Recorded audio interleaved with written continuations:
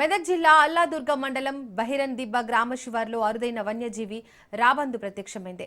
ఎన్నో సంవత్సరాలుగా అసలు సంచారమే లేని రాబందు జీపీఎస్ ట్రాకర్తో గ్రామ శివార్లోని ఓ చైన్ వద్ద కనిపించడంతో గ్రామస్తులు ఆందోళన చెందారు. రాబందు కాళ్లకు నంబర్స్తో కూడిన ట్యాగ్ ఉండడంతో గ్రామస్తులు ఆందోళనకు గురవుతున్నారు.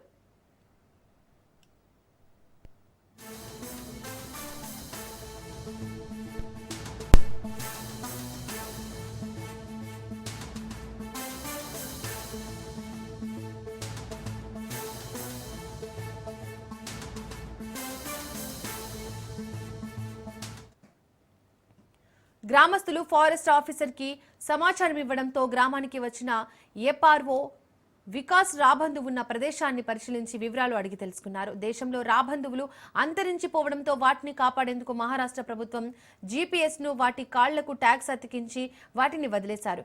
ఏదేమైనా అరుదైన పక్షిని చూసి జనాలు అవాక్కయ్యారు.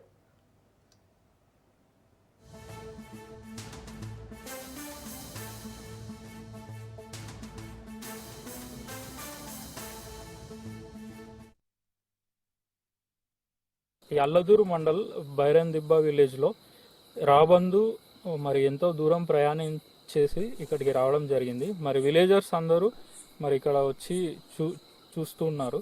సో దానికి ఏం డిస్టర్బెన్స్ చేయకుండా మరి ఆ రాబందు మరి అది రెస్ట్ తీసుకుంటుంది కాబట్టి దాన్ని ఏమాత్రం డిస్టర్బెన్స్ చేయొద్దని చెప్తున్నాను. అయితే ఇప్పుడు అంతరించిపోయే స్థితిలో ఉన్నది రాబందు వల్చర్.